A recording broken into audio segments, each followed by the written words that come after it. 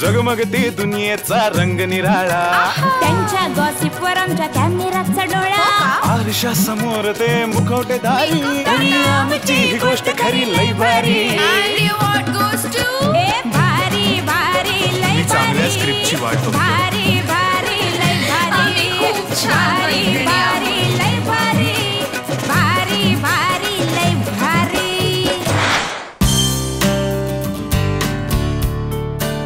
उत्तम अभिनेत्री आणि उत्तम सतारवादक म्हणून ओळखली जाणारी नेहा महाजन गेल्या काही दिवसात तिच्या आयुष्यात चांगलीच खळबळ झाली आहे. MMS म्हणून व्हायरल झालेला तिच्याच सिनेमातील एक सीन नेहाला अचानक वेगळ्याच पद्धतीने प्रकाश धोतात घेऊन आलाय.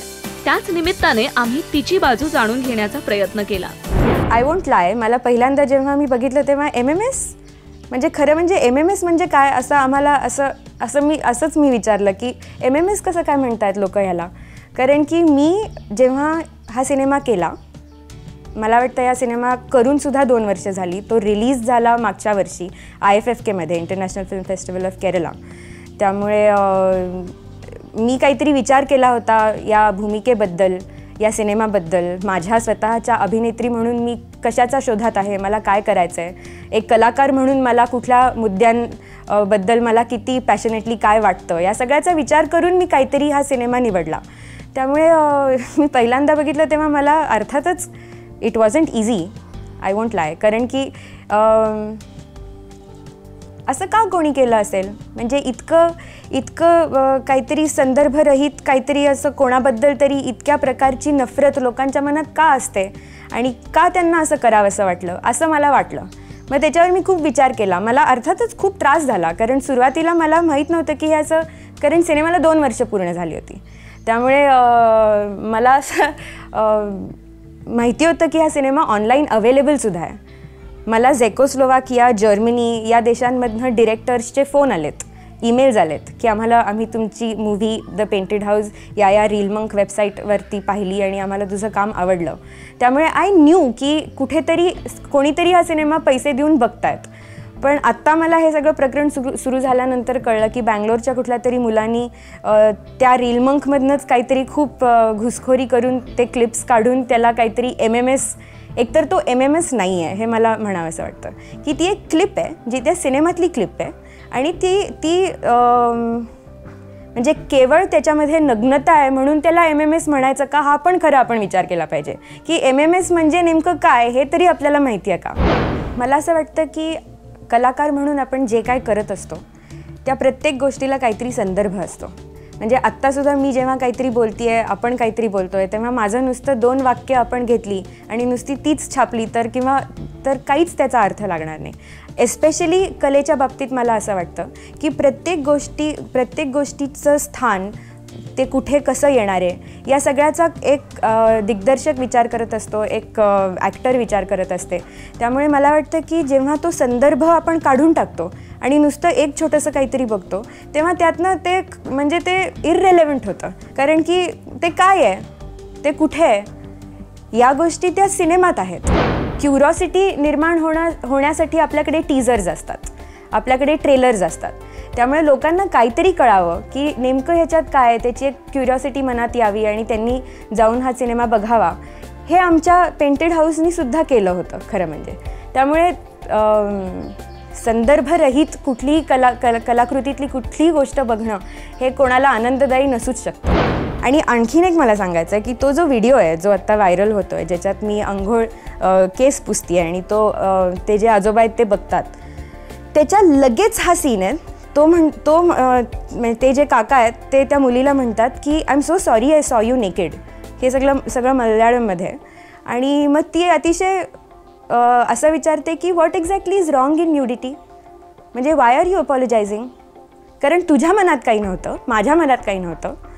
आंघोळ करताना मी कपडे घालून तर आंघोळ करत नव्हते. त्यामुळे एक अतिशय एका बेसिक मुद्द्याला खरं तर या दिग्दर्शकांना हात घालायचा होता. केरळमध्ये मला इतका प्रचंड चांगला प्रतिसाद मिळाला. International film festival of Kerala, त्यामुळे द ऑडियन्स इज इंटरनॅशनल, पण तरीसुद्धा केरळची लोकं तिथं आली. आणि मला एकही माणसाने येऊन असं नाही केलं की न्यूडिटी असं कोणी केलं नाही. इनफॅक्ट मला तिकडच्या माणसांनी येऊन मला कॉंग्रॅच्युलेट केलं. मला त्यांनी विचारलं की तुझ्यासाठी मल्याळम बोलणं किती अवघड असेल. त्यांच्या डोक्यात नाही आलं की म्हणजे द डील वॉज की मी 10 दिवसात मल्याळम शिकले, जे माझ्यासाठी म्हणजे I am going to keep that as a proud moment for me. कारण की मी प्रचंड अभ्यास करून मी ते मल्याळम शिकले, त्या लोकांच्यात गेले. तिथे एक वेगळ्या प्रकारची कामाची पद्धत होती ज्यामध्ये मला अभिनेत्री म्हणून इतक्या शिकण्यासारख्या गोष्टी होत्या. त्यामुळे मला वाटतं ही एक गोष्ट जरी आपण त्याला फार ग्लोरिफाय करत असलो तरी त्याला खरंच ग्लोरिफाय करायची गरज नाही आहे. इनफॅक्ट इंटरनॅशनली मला कौतुकच झालं आणि मला लोकांनी पाठिंबा दिला आणि मला त्याच्यामुळे मला खूप बरं वाटलं. मला असं वाटलं की मस्त मला काहीतरी थोडं मिळतंय माझ्यासाठी. या घटनेमुळे डेफिनेटली तुला तुझ्या जवळची माणसं कोण हे नक्कीच कळलं असेल. मला या सगळ्या गोष्टींमध्ये या गोष्टीमुळे सगळ्यात एक आनंदाचा भाग पण मला वाटतं की माझ्या जवळची लोक माझ्यावर किती प्रेम करतात आणि त्यांना किती मनापासून माझी भूमिका समजून घ्यायची आहे आणि किती ते जरी लगेच त्यांच्या पचनी पडत नसलं तरीसुद्धा मी ज्या अर्थी हे केलं आहे त्या अर्थी का तू कसं केलंस, तुझा काय विचार होता, हे त्यांनी इतक्या मनस्वी छान पद्धतीने मला. त्यामुळे बरं वाटतं की मला रिअलाईज झालं की किती माझ्या जवळची लोक माझ्यासाठी किती महत्त्वाची आहेत आणि दिस इज माय वर्ल्ड आणि I stick to it you know. आणि अर्थातच फिल्म इंडस्ट्रीमधल्या काही लोकांनीसुद्धा मला खूप छान फोन केले. म्हणजे मला एक आवर्जून सांगायचा वाटतो तो तेजस नेरुरकरचा मला फोन आला. Is a well non photographer. की हे सगळं झाल्यावर सगळ्यात आधी मी ती फिल्म बघितली. मी ते नुसते व्हिडिओज नाही पाहिले आणि ती फिल्म बघितल्यावर मला तुला सांगायचं वाटतं की तू खरंच खूप छान काम केलं आहेस आणि आय एम विथ यू. त्यामुळे ignore this. By the way Neha, painted house हा सिनेमा निवडताना काय विचार केला होतास? जेव्हा प्रत्येकच स्क्रिप्ट माझ्याकडे येते तेव्हा माझ्या जगात बरीच उलाढाल होते. कारण मला हे काय करायचं आहे का नाही असं सगळं मी मनापासून ते सगळं स्कॅन करत असते. त्यामुळे अर्थातच ही फिल्म आली ह्याच्यामध्ये अनेक गोष्टी आव्हानात्मक होत्या आणि त्यामुळे मी जेव्हा अर्थातच खूप चर्चा झाल्या डिरेक्टरबरोबर की नेमकं आपल्याला काय म्हणायचं आहे, सगळ्यात महत्त्वाचा विचार केला पाहिजे की मी जे काय करते ते माझ्या कलात्मक सेन्सिबिलिटीजसाठी बरोबर का चूक.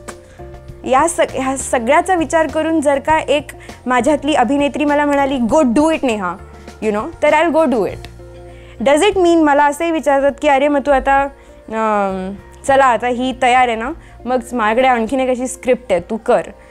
पण मी जेव्हा स्क्रिप्ट निवडते तेव्हा मला असं वाटतं की अभिनेत्री म्हणून, सिनेमा म्हणून, गोष्ट म्हणून, त्या सगळ्याची प्रोसेस म्हणून मला त्यातनं काहीतरी मिळालंच पाहिजे. माझ्या आईबाबांनी मला प्रचंड ह्याच्यामध्ये सपोर्ट केलं कारण आमच्याही चर्चा व्हायच्या. पण मला असं वाटतं सगळ्यांना एक सत्य, ऑनेस्टी आणि सिन्सेरिटी या 2 गोष्टींबद्दल एक आस्था आहे माझ्या घरात, जे मी लहानपणापासून शिकली आहे, अनुभवती आहे आणि ज्याची मला आत्ता अनुभूती होती आहे या सगळ्या प्रकरणामुळे. त्यामुळे मला वाटतं या 2 गोष्टींच्या बळावर आम्ही सगळ्यांनी ठरवलं की okay you know this is a good decision. आत्ताच्या या घटनेनं गालबोट लागलं असलं तरी अत्यंत कॉन्फिडंट असणाऱ्या नेहाने या क्षेत्रातील तिची सुरुवात आवर्जून सांगितली. सुरुवातच माझी इतक्या आयडियल सर्कमस्टान्सेसमध्ये झाली कारण की Deepa Mehta as a director is so experienced. पण त्यांची जी काय प्रोसेस होती म्हणजे आमचा 10 दिवस एक अतिशय इंटेन्स वर्कशॉप झाला होता मुंबईत, ज्याच्यामध्ये सगळेजण म्हणजे मिडनाईट चिल्ड्रनमधले सगळे कलाकार, ज्याच्यामध्ये शबाना आझमी, अनुपम खेर, राहुल बोस, शाहना गोस्वामी, सोहा अली खान, हे सगळेजण आम्ही एकत्र एका खोलीत 10 दिवस इंटेन्सली ॲक्टिंग म्हणजे काय ह्याचा शोध घेत होतो. मला कुठेतरी कसे हे लोक विचार करतात आणि त्यांच्यासाठी सिनेमा काय आहे, ॲक्टिंग काय आहे, त्यांची कमिटमेंट काय आहे, हे सगळं मलासुद्धा खूप आधी शिकायला मिळालं आणि त्यात it's a life changing film for me. नक्कीच आम्हाला वाटतं तुझ्या प्रत्येक टप्प्यावर तुला अनेक नवनवीन लाईफ चेंजिंग गोष्टी मिळू देत. इतक्या स्पष्टपणे नेहाने तर तिची बाजू मांडलीच, पण या सगळ्यात तिच्या पाठीशी खंबीरपणे उभे असणारे तिचे आई वडील, त्यांचीही मतं आम्ही जाणून घेतली. आधी मगाशी नेहाने सांगितलं तसं काहीतरी एक संदर्भरहित क्लिप लीक होणं, मुळात लीक होणं ही गोष्ट अशा तऱ्हेने. प्रत्येक कलाकार आपल्या कलेविषयी त्याला एक प्रेम असतं, आदर असतो आणि तो थोडासा हळवा असतो त्याच्या बाबतीत. त्यामुळे अशा जेव्हा कलाकाराला किती त्रास होत असेल अशा तऱ्हेचं लीक होणं. त्यामुळे हे जेव्हा लीक झालं आणि जेव्हा त्याला MMS म्हणून म्हटलं गेलं आणि जेव्हा ते संदर्भरहित दाखवलं गेलं आणि जेव्हा जो काय मनस्ताप आम्हाला सुरू झाला, तर हे सगळं स्वीकारणं आमच्यासाठी सोपं नाही गेलं आम्हाला सुद्धा. आणि जे नेहानी केलंय ते पूर्ण विचार करून ते वाईट नाही आहे याची आम्हाला बेसिकली आधी खात्री होती. त्यामुळे नेहानी केलंय त्याच्याबद्दल पश्चात्ताप आम्हाला आजही नाही, तेव्हाही नव्हता. आता त्याचं हा एक दुर्दैवी आपण त्याला परिणाम आम्हाला भोगावा लागतो. हे आमचं दुर्दैव आहे की अशा तऱ्हेचा परिणाम भोगावा लागतो की चित्रपट न पाहता त्याच्याविषयी बेजबाबदारपणे विधानं केली जातात. पण त्यामुळेच नेहाशी सुद्धा अनेक वेळा रोजच आमच्या कुटुंबाचा तो एक भाग आहे की आम्ही एकमेकांशी सतत बोलत असतो. तर असा एक एकत्रितपणे आम्ही निर्णय घेतला असल्यामुळे आम्हाला एक पुन्हा एकदा खूप तीव्रपणे पुन्हा एकत्र आलो आम्ही आणि ह्या एक आयुष्यात घडलेल्या घटनेला सामोरं जायचा आम्ही निर्णय घेतला.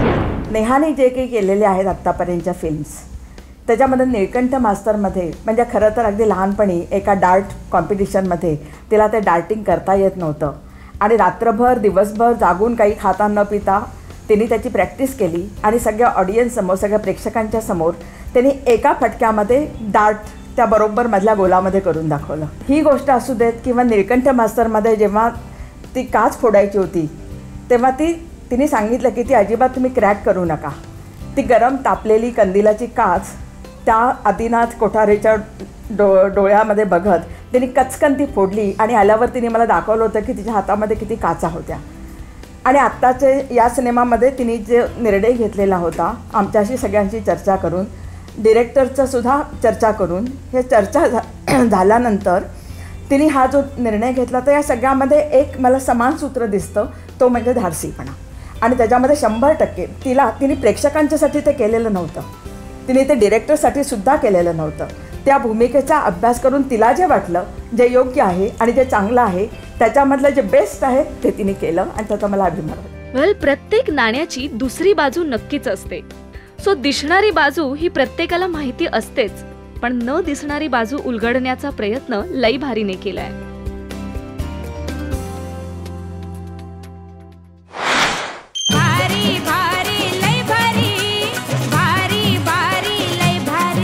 मनोरंजनाने भरपूर असा हा लय भारी प्रवास आज इथेच थांबतोय.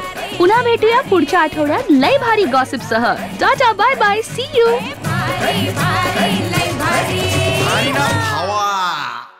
9X झकास, आई शपथ.